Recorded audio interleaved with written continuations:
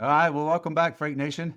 Man, I'm so glad that you're joining me today because this recording of Freight Nation is one that I've been looking forward to since I started the podcast. There's lots of people in this industry, and trucking is just so pregnant with so many wonderful people in this industry. And the person that's going to be on the podcast with me today is the absolute top of that for me as a person in this industry. I've been in, as you guys know at Freight Nation, I've been around since '98 inside of transportation. And one of the companies that I always admired that was one of the foundational parts of transportation was J.B. Hunt. And so joining me today on Freight Nation is Shelley Simpson, the current president and CEO of the, she's going to tell her whole story about the president and CEO of J.B. Hunt. Shelley, man, thank you so much for joining me. Oh, thank you, Brent. I'm super excited to be here. Just having a good time with a friend.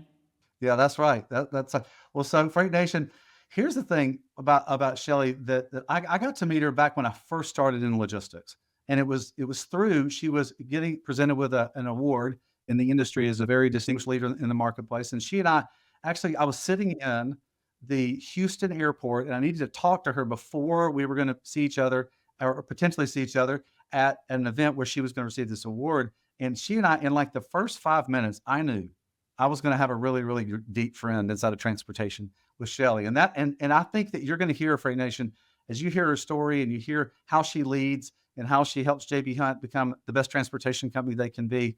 I think you're going to hear the same thing I heard, which is a wonderful person who really is a great part of transportation.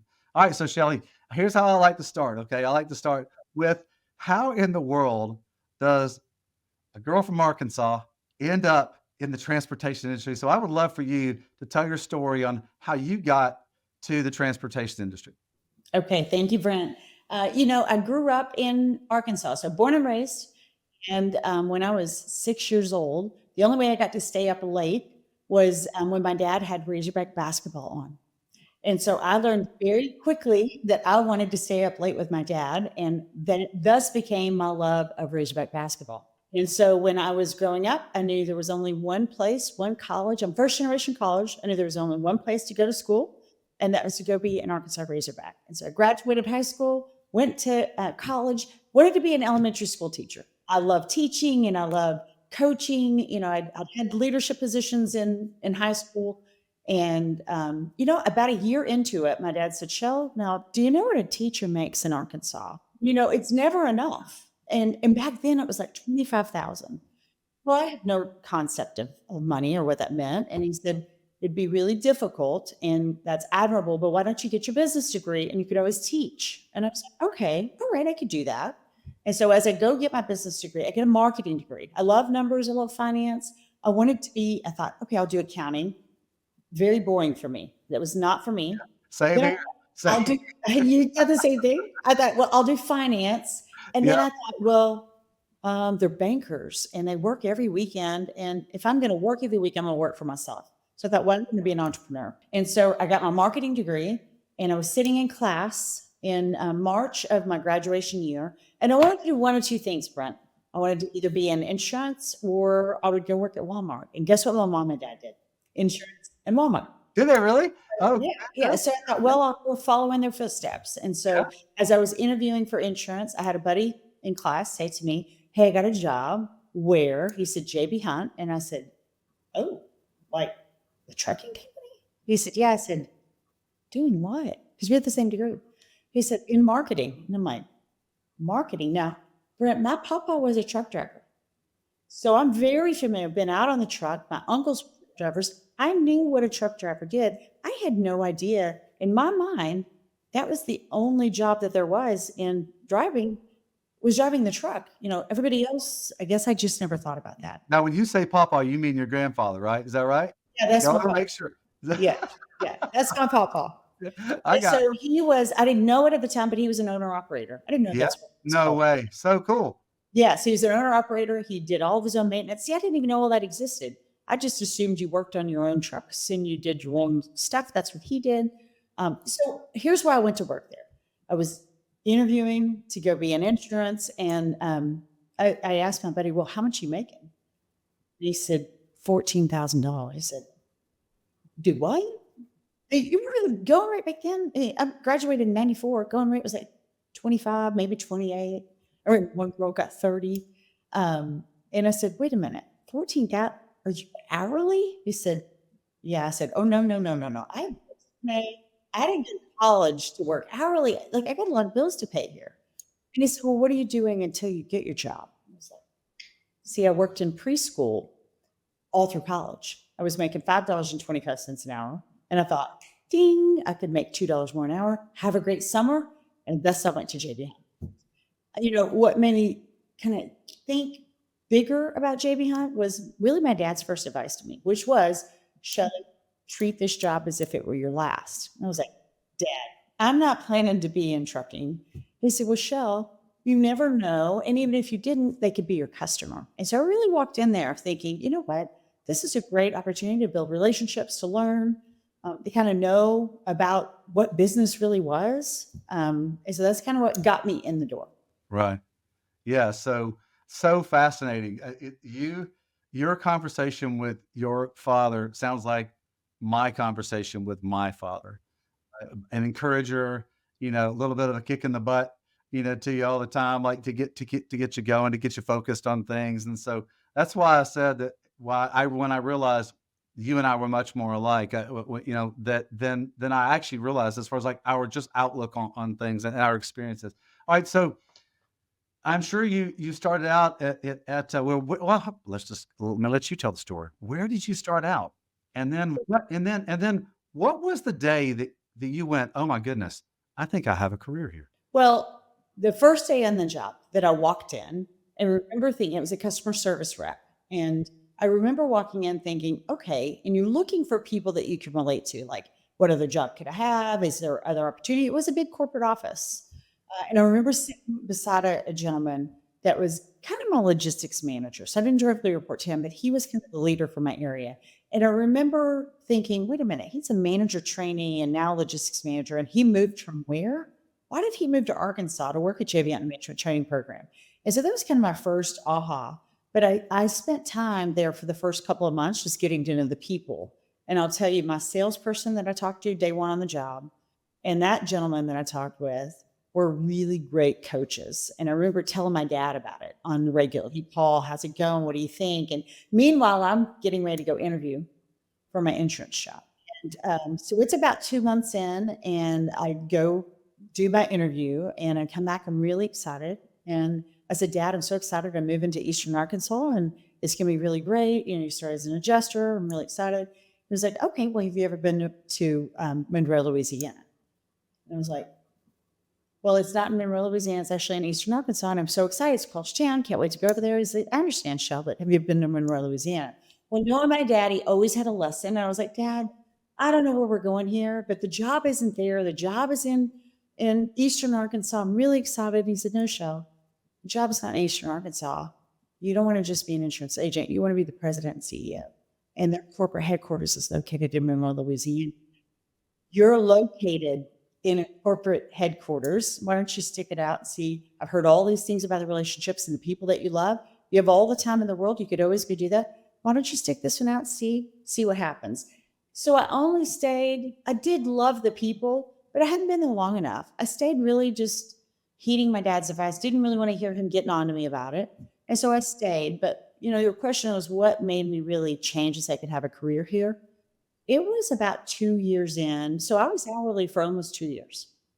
Now, remember those first two people that I talked about? The first person I sat beside, and then my salesperson that I sat beside, literally coached me every day. And they were really, really good coaches. And I remember setting kind of a deadline for myself. If I don't get promoted, 2 years in, I'm going to leave the company, because that just told me, okay, this just isn't the place for me. And when I got my first management job, it was kind of a double skip on promotion. And I was really, really excited. In that role, what I didn't realize, remember, I love numbers, I love finance. I wanted to go into sales. So going into pricing would allow me to go to sales. But in that job, Brent, I was able to really think about strategy and really come up with, why do we pick up the freight we pick up? How should we be pricing it? How do we make money? And I got this really great opportunity very young in my career. I was sitting in East Brunswick, New Jersey. Our terminal manager had asked me to come up, and we weren't making a lot of money then. And operations and sales were kind of, battling it out. And he asked me to come up and spend time going through what we called profitability meetings. What I didn't realize was they were duking it out over what direction they should go. And so here I am, I'm 20, probably 5, maybe 26, and I'm spending time with all of these guys, really walking them through profitability. And every you kind of see them keeping score because the operator would be like, "See, yeah, I told you we shouldn't do that," and then the sales would be like, "Yeah, we should pick more of that freight up." So it was like back and forth. But there was a key opportunity there. I think this is really important in one's career. There was a key opportunity in that moment that while because I was kind of the conductor of the meeting because I had the data, but Brent, during that session, in walks in our chief operating officer. And he comes and he sits behind me. And of course, I get Did that introduced. make you nervous at all when when It that didn't person make walked me in? nervous at all. I just thought maybe he wanted to take over the meeting, which was totally fine. I mean, I knew my place. But it was in that moment that I saw him. He observed, he watched. I connected with him, at dinner that night, and then got the opportunity to start talking. And I remember when we came back, it was shortly thereafter, that Kirk Thompson, our then president and CEO, actually said, Shelley, he asked me to stay after a meeting. He said, hey, tell me about these profitability meetings.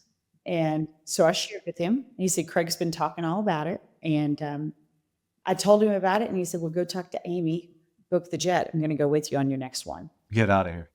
I'm like 26 probably at this point. Right. And, I loved finance, but I loved being able to shape the business. And it really was that work that made me fall in love with the work that I did. What made me fall in love with the company was, I spent time in pricing. I met my husband at the company. I had children. And when I went in to quit after my first son. Did you really? I did. Oh, Yep. goodness. Yeah. Okay. It was about 14 weeks of maternity leave that I was on. I went into my COO because that's who I was working with by that point, and shared with him that I just didn't feel like, I'm going down the path to quit. And he stopped me just before. And he was like, look, you could be a great mom and a great wife and you great work. And whatever that means, we'll work it out. Well, I was so emotional. I left. And I was like, I don't know what does all this mean? And I went to my husband, his office. I went to his office because he had Peyton there with him. And he said, how'd it go? I said, terrible. It's terrible. Because he said, we'll work it out. I don't even know what that means. And, it was something David said to me that kind of like, I think made me mad in the moment, but really set my mind in motion. He said, well, Shelley, maybe God has different plans for you. And I was like, what are you talking about? Like, I want to be a great mom. And it's not, my mom stayed home, my grandmother stayed home. I just have the confidence that I can do both and do it really well. And I want to be a really great mom. And I think that all of us as parents want to be really great at what we do as a parent, And so that was more of a confidence thing than ever. So we worked it out. I had somewhat of a flexible schedule. Now, Brent, this is when nobody had a flexible schedule. This is 2001. There were no flexible schedules back then. I remember feeling really indebted about that. But then a year and a half later, I'm pregnant with twin girls. And so I knew at that point that I wasn't going to stay with the company full time. I was a VP at the time. I Yes. walked in. You're a VP at the time. I was a VP. Okay. And I walked in and told Craig, listen, I know what I want to do. He said, I figured that you did. Tell me what you want. And I said, I want to go part-time. And the company allowed me to do that. So I worked Monday through Friday, 9 to 5. And I was able to put that balance of what worked best for me. And it was during that time, Brent, how I got treated and the people that surrounded me and just lifted me up and just recognized I was a new mom that needed to, gain my confidence into who I could become and how I got treated during that time. I tell people this all the time. It's really like when my blood turned yellow. It was like, this is it. This is the company. This is it. All because they cared so deeply about me as a person. I love to work. I love to do those things, but I love being a mom. And I guess I just never had that experience where they cared enough about me individually. Those two things in combination. I came back full-time 2 years later. And you know what? I haven't regretted a day since. It's been amazing. But if it hadn't have been for, I thought that Craig Harper was my mentor, He was actually my sponsor. I didn't even know what that meant, but he was my sponsor. He's who said, you know what, she's worth it, and we should get through this. And had he not done that, I was totally okay with leaving the company. Not because I wanted to leave J.B. Hunt. I knew I would come back when my kids were in school, but it really was a tribute, me staying in the company to Craig. I tell you, even what that is such a phenomenal story and such a wonderful way in which a company supported what was most important to you. And they also saw a future in you. And you said at 14 weeks, you realized you wanted to be home with your daughter, right? With my son. My wife experienced the exact same thing. She was a speech pathologist. 14 weeks, 12 weeks, she went back to work. She was at work 2 weeks and said, I need to be home with my daughter. So I think that's such a base human, especially for mom's sort of feeling in that. So that's an incredible. So Craig was your sponsor. He believed in you, and you kind of fell in love with a company and committed to the company because they committed to you. I said, no doubt. Craig was my sponsor. Terry Matthews, who was president of all, he was a huge mentor to me, very young in my career. He was a great mentor to me. And Kirk, those were kind of the three that I would say. Craig was my sponsor. Terry and Kirk were my greatest mentors. Right. All right. So you've talked about leadership a couple times. The two gentlemen in the beginning when you first started there, and then you've talked about Craig as a leadership example to you, and you mentioned Terry, right, as a leadership example. So what were you gaining all the time around, like, what was your father's example? I'm sure your mother's example as well, because they're a duo connected together. It's mom and dad always different communication, different times, right? So how was that building sort of your leadership point of view, or how you wanted to lead with all of your life, with not just your career, but also because it's all connected. Career and home are all connected. So how did that start shaping you? Well, if I go back to those two early mentors to me that I really connected with, I think that I connected with them. One was a great teacher, and one was a good coach. And I was able to take from them like the base of, okay, they're smart. They've got a great career. They see potential in me. They were great encouragers. Those were all things I admired about them as my early mentors. That was something I wanted to emulate. How could I be a good coach? Remember, I said I wanted to be an elementary school teacher because I like to teach. Well, a lot of leadership is being a great coach. What does a great coach do? You have to believe in people sometimes more than they believe in themselves. You do that as parents. We have to do that as leaders in a company, but in every day. And one of the things I tried to pick up. So one of the things I loved about Terry was so smart. He was strategic. He thought differently than me. And so when I would give him something I was thinking about, I just felt like I was always absorbing new information. And I would try to take things that I admired about each person, and I really tried to incorporate that into my leadership. So I loved that about Terry. Terry was calm. He always, in the fire, he was excellent. Like, he didn't get rattled. And I thought that was so important. Like, I didn't grow up in a home that had a lot of, anger or emotion. It was, just coaching. And I loved that. And I really clung to Terry when I would see him do that. For Kirk, I just saw Kirk manage. I admired him as a father and how he was a family man. I knew he was our CEO. I didn't know what CEOs did. So I didn't understand that. But I did love that he just seemed well-rounded. And I was like, oh my gosh, here's the CEO that talks about his kids and his wife and just everything about him. And I try to take each component of that to think about, okay, I admire this in these people. I think those are things that I can learn from. So it's better than reading a book. You can read all this leadership stuff, which is excellent, and you can grow in that way. But I think when you can see it modeled. And so I really just try to take the best. So I could tell my kids all the time, listen, when you're on your own, here's the best part. You get to take what you love about mom and dad, and you'll repeat it.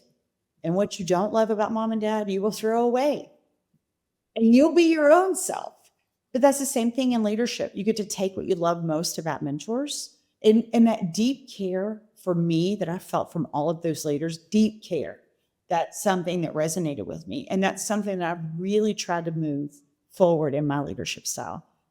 Just caring and genuinely wanting to understand a person's story. Like, what is it that motivates? And don't get me wrong, Grant, like it's a business. So we've got business to run, but I think, you know, people are at the heart of the work that we do. And if we get to understand our people and how to best support them, they're there to do really great work. So no one comes to work to do mediocre work. Everyone comes to work to do really great work. And so as a leader, it's our job to best equip and best help them do their best work. Right. Yeah. So you have a so what those are fantastic words. So see Free Nation, this is why I love being around Shelley because she's always so inspiring to you. You kind of leave every interaction with her feeling a little more encouraged, a little more hopeful about what's going on. But Shelley, you deal with a wide variety of people. Now, you've gone from entering in a job you thought was going to be paid by the hour and temporary. You're just going to, it's just going to be, it's just a placeholder for where I'm really going to go. And then you end up, there was a pivotal point where you said, "Oh, I'm all in. This company has been dedicated to me. I'm all into this company." And you've had such leadership roles all along the way. And now you're at the ultimate leader there as the president and CEO.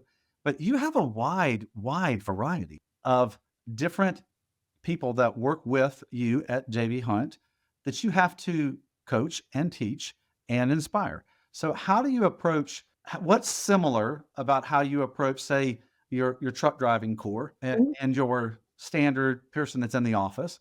What's similar about that you work on with them? And then how do you handle those two different employees or different partners of JB Hunt? What's different? How do you handle it different in the leadership vein? Well, I mean, I think, Brent, one way that we try to think about it, and I really think about this, we all just have a different role in the company. There's 33,500 of us. Goodness. Hard.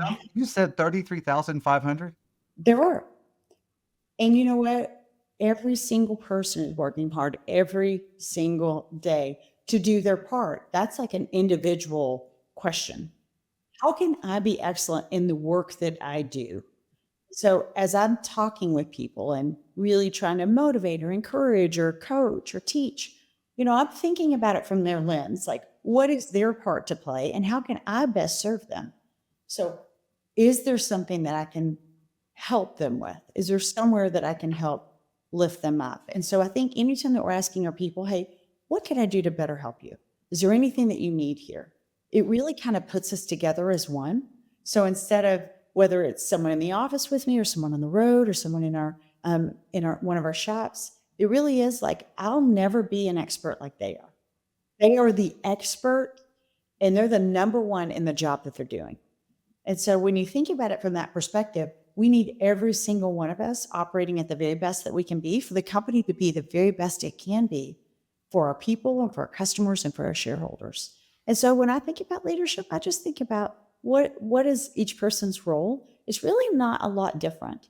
If I'm in with drivers in a roundtable, they're going to want to talk about different things that they have to work, but they have the same things that they want that someone in the office wants or that I want, want to be treated with respect.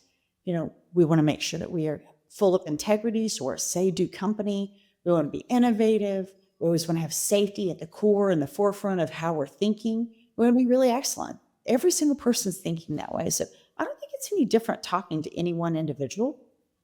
I think it really is just like, well, what's their story and how can I best equip and serve them from the position that I'm in? Yeah, for sure. I like to frame it as hopes, dreams, and desires. As human beings, we all have hopes, we all have dreams, and we all have desires and things, and that's what really unites all of us. All right, so I read, and I want you to tell the Freight Nation audience something very unique about JB Hunt and about your truck drivers that you have there, and about their safety and their consistency. You said something about your million-mile drivers. Would you mind telling the Freight Nation like why they're important and how many of them you guys now have? Yeah, well, first off, our drivers are the heartbeat of our company. You think about the work that our drivers do. So about 2/3 of our people are going to be on the road. They're going to be our drivers. And so think about who touches our customers the most, who is our brand representative, who is the person that really does the work for our customers. That is going to be our drivers. And so you think about the many miles, and like right now outside of my home right now, it is snowing like crazy here in Arkansas. We're supposed to get one of our biggest downfalls since 2011. So somewhere between 9 to 12 inches, which for Arkansas, it shuts us down. That's a lot. Yeah, that's a lot for us, but you just think that's the everyday life of being a driver. You know, the weather and the elements that you're in on a regular basis. So now think about, Brent, how many of us listening today have never had an accident, have never had a bump, have never had a dent, never had something. Yeah, I'm not in that category. So, Well, many are not. And so if you just think about that perspective and now do that for your profession beyond the road on a regular basis. And so our million-mile drivers are drivers that have completed 1 million safe miles. And we have 1 million mile drivers, 2 million, 3 million, 4 million, and we've had 5 million mile drivers since the inception of the program. This past year, we celebrated our 5,000th 1 million mile driver, or 1 million to 5 million mile driver. So very excited for us. Almost paid $40 million in bonuses to our people in safety. My favorite day of the year, and it's really where our culture comes together. It's all wrapped up into one, is when we do our million mile celebration. But if I go back to our million mile drivers, that's my favorite thing, is we get to bring in not only them, but their friends and family that they want to celebrate. And we really do put on a major celebration, but it's the chance for our culture to come together in about a day and a half. So for our people, you know, they get the experience of seeing what we call our heroes really getting celebrated and honored in a way that we hope does a little bit of justice to the heart that they do. And so for us, if you ever see a million mile driver, it really is like seeing a celebrity for us. And so when they come in the office, we'll make announcements to say, hey, here is Edwina, and she's a 3 million mile driver. Here's Rodney, and he's a 4 million mile driver. We'll do things like that. So people can, and you'll see the whole place turn around like, oh my gosh, that's one of our million mile drivers. I love it that you guys celebrate the driver and you, and not only are you celebrating them and their accomplishment, but you're rewarding that accomplishment as well. And so that's an incredible thing. When I worked for Overdrive Magazine for the 15 years I was there, I always became good friends with our owner operator of the year, and they were always such very unique people. I'm still friends with them today. Henry Albert is one of them. A guy named Ted Chapman is another one. I think Ted retired. Last time he called me about 2 years ago. He is 92 years old now. He's not driving anymore, but I think he got to 7 million accident-free miles. So it's just an amazing number, and very unique guy. So just love him. But all right, so you have a broad enterprise at J.B. Hunt. You can't say trucking without saying J.B. Hunt. And I'll never forget the first day. And I remember the first day I got to come to the corporate headquarters a couple of years ago. I was like a little boy. I was so excited to come see J.B. Hunt and to come to the headquarters, and where, you know, a lot of where, in my opinion, my experience, where a lot of where trucking is founded because of the history and the consistency and the credibility of J.B. Hunt. So it's such a fascinating thing. But just like every business, every industry and every business moves forward into what's next. And so Freight Nation, I got the opportunity when I met Shelley, I got to meet her when she was leading the charge for the entire corporate enterprise on transitioning into the sort of modern transportation age, the digital age, the automation age. And so I got to actually sit down with her and talk with her quite a bit about how she's doing. So I would like for Shelley, for you to talk a little bit about where were you guys in the business structure that you said now is the time to pivot the business to what's next? And then what were some of the strategic things that you talked about and enacted that moved J.B. Hunt, a very large company, into the modern age of transportation? Well, really great question, Brent. If I think about when you said 92 years old to your driver, it like triggered me because I thought about our founder, Mrs. Hunt, who's 93. And it really brought me back to our founders. And if you met Mr. Hunt back in the day, he was an entrepreneur. You know, he was a dreamer and a visionary, and he was constantly thinking about what if. And he would always say, "Is it big yet?" You know, that was his idea. Is it big yet? Oh, I love it. And you know, if he were here today, he would. If I were to say, "Well, Mr. Hunt, is it big yet?" He would say, "I don't think so. I think you've got a ways to go." And so, I always had this idea of, you know, more and doing something that no one else had done, and that could really delight our customers in a way. And so if you think about, we just celebrated our 35th anniversary of our legendary handshake that modernized intermodal. Now, I just want to sit here for a minute and have you think about that. See, today, everyone thinks about intermodal. Go back with me in 1989. We were a large trucker, and we were fierce competitors with the railroads. And think about the conversation that happened between Mike Haverty and Mr. Hunt on the back of the freight train. Right. So now tell the Freight Nation watchers who Mike Haverty is. So Mike Haverty was president of the Santa Fe, which then became the Burlington Northern Santa Fe, so BNSF. And they had this idea that, that they could transform the way goods moved, and you could put, the best trucker and the best railroader together to deliver a better product for customers. And you have to think that, the way the story goes was Mr. Hunt said, "We've got a deal." And he stuck his hand out to shake it. And he said, "Well, what deal do we have?" He said, "Oh, no, we're going to figure it out." It's Mr. Hunt. And so we actually started Intermodal on a handshake, on trust. And if you just think about that alone, Brent, coming back and talking to thousands of drivers that we're going to take long haul shipments. Remember, drivers love long haul shipments back then. We're going to take long haul shipments and we're going to put those on the train. That was jolting for our company. So now fast forward. So we didn't just do it then. Then we started doing it when we started our final mile business unit. When it was like, wait a minute, why do you think that you could do that? We recognized through a conversation with the customer that there was no national provider at the time that customer believed really had the quality they were looking for. And so that got us into the final mile business. When we started in dedicated, and really started going after private fleets, that was new for us as well. And then when we started brokerage, so I have to back you up a bit so you could just see the transformation that happens in the company. Yeah, So absolutely. we started brokerage. Now, that was my first executive role in the company. And that was 18 years ago. And I tell people starting a brokerage business in an asset-based company is like cussing in Sunday school. You're just not supposed to do it. You're just not supposed to do it because that means. Did you just say like cussing in Sunday school? Yes, it really was. It's like, and so I was in the truckload space, Yeah. moving over as president to start up our brokerage business to become $1 billion as a segment. And so we were doing a little bit of brokerage, but it was more overflow. And so we were going to turn it into a full segment, first $1 billion. Now think of that. We were going to our customers and we were telling them, "Hey, we want to take your truckload moves and we move as much as we can to intermodal."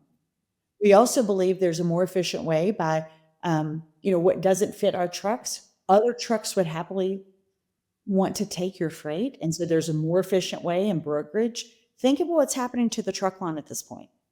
So we're transforming the truck line to go from a 6,000 uniformed driver base to then something much smaller because it moved into intermodal and moved into brokerage and moved into dedicated.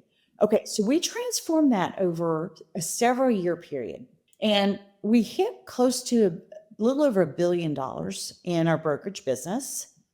And it was at that point that we were sitting in a meeting, and it was a marketing meeting, and we were talking to customers about technology, and they really wanted something more transformational. And so we had developed something with a managed logistics customer with a product we called Shipper 360. Now, we had not launched this, Brent. We hadn't done a lot with it, but we were sitting there reviewing marketing stats. Our head of marketing was talking to us about our Shipper 360 stats and that we had 800,000 hits, which was pretty good considering we hadn't done a lot of marketing. He said, "I think what you'll be more fascinated with is that the fourth most trafficked reason people come to jbhunt.com is if they're a carrier looking for a load, and they've done that 1 million times." Now, this was in 2015. And it was in that moment, that marketing meeting, it was like, wait a minute, we have both sides of the marketplace. What if we were to work on and think about transforming our brokerage business to start into something much bigger and use digital transformation to do that? So we really believed, and we started with drivers. We did a white paper that was called 660 Minutes, and that white paper identified that nearly 1/3 of all hours of a truck driver are completely wasted. And we took that information, and it's because there's not enough exchange of information. And we started attacking that to say, okay, how could technology transform this? So you think about the problem in the industry. We have both sides of the marketplace, and thus created this concept that we had that we worked on for about 18 months with our executive team. Nobody had done it. What if it didn't work? What if truckers didn't want to do it? You got to think it was all relationship based on the phone. We were saying we're still going to use the phones. We're going to flip it into palm of their hands and really give them the advantage of having a big company backed behind them. And so in 2017, that's when we launched JB 360. And so it really was, we announced $500 million of a commitment in technology. Again, that was revolutionary, at least for us. I think it was for the industry too, but certainly for us. We earmarked about half of that for innovation and disruption. And so I would say it was interesting, JB 360, wildly adopted by our carriers very quickly. Shippers adopted it, but think about the types of shippers that we have, a lot of really big names inside the space. They didn't necessarily have to come from a technological perspective, but it did give them access to capacity, really reducing and finding the right truck at the right time. So think about cost from that perspective. So there were things that went right, things that went wrong. As I think about what happened in COVID, our ability to scale very quickly with technology we had already implemented. And so we were implemented with JB 360 and really creating that connection. We scaled, we went from, let's say, a little over $1 billion to a $2.5 billion company just like that through the use of technology that powered our people. And then the opposite hit, the freight recession, and then all the things that happened with cargo theft. And so we've really had to retool what's happened in 360. How do we harden our system? How do we think about thieves that are trying to come in and get things that they shouldn't get? And how do we still use our technology to create the most efficient transportation network in North America? So that's our vision. And that really is what drives us and how we think about it. But there's been, like anything, everything takes refinement to get it to where it needs to be. I would say our technology is now a foundation for the company. So when I told you in 2017, we actually launched that $500 million press release, Tell the World, today that's just part of who we are. And so for us, our 3 company foundations, our people, our technology, and our capacity. And technology really sits in the middle of that, Brent. If you think about our people, we're going to empower our people. So people you trust, technology that empowers our people, and capacity that delivers. And so that's a core foundation. So we've gone from a concept to actually developing 360 to now becoming a foundation for the company. Yeah. So would you say that your digital foundation that you have is sort of, and I don't want to, I'm thinking of the word like table stakes, but I'm not, it's too small. It's like the total foundation for where you're going to build up from there. Oh, for sure. If you just think about, I said it's our foundation. And so technology is really what connects the two. So how do we empower our people? And then how do we connect the capacity into that system? So you think about, we're an asset-based third-party logistics company. That's a hard way to think about all of that, right? And so how do we take all capacity and make sure that we really do deliver for our people the right, efficient, best way to ship goods? For sure. I want you to say this again because I love the way in which you've formulated it. You said JB wants to become, I want you to say the phrase, what is it? Yeah. Well, our vision is to create the most efficient transportation network in North America.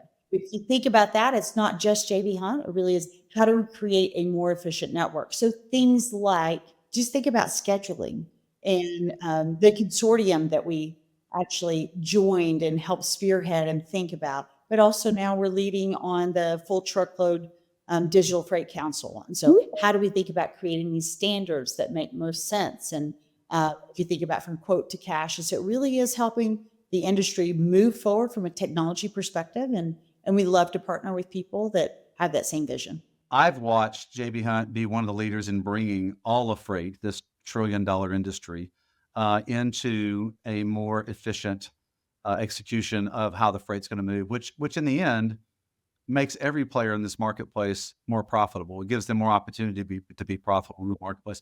All right, so in the last few minutes, we got about 3-4 minutes left. I want you to talk about, like, when you think about 2 things. Number one, how do you maintain your enthusiasm every single day to show up and be the leader that JB Hunt needs for the marketplace? And then kind of how do you, in that enthusiasm, what sort of, you talked about a couple of things, the consortium, the scheduling things. How does JB Hunt elevate the market next? Well, it's not hard for me to wake up every day super excited about my work. I think we could go sell anything. I love the people that I work with. I love the company. And when you believe in something so strong, when I told you earlier I wanted to be an entrepreneur, I think I am. I think every day I come to work to think about, I think of JB Hunt as my company, or people think of JB Hunt as their company, our scroll, as we call it. So our brand is made up of our people. And that gets me really excited. When I think about the work we do, I think about our services and our products are outstanding, but I really do feel like the people that we do it with, that's what gets me up. Like every morning I jump out of bed and I'm ready to go. And it doesn't mean I don't have a bad day. Everybody has bad days. Usually for me, it's a bad moment, not necessarily a bad day. And if it's a bad day, I go to bed early, and then I wake up and I'm ready to go. And so, life happens to all of us, personally, professionally, all of those things. But I think when you love the people that you're around, it's easy to get up and go do great work together. And so, how do we think about helping the industry move forward?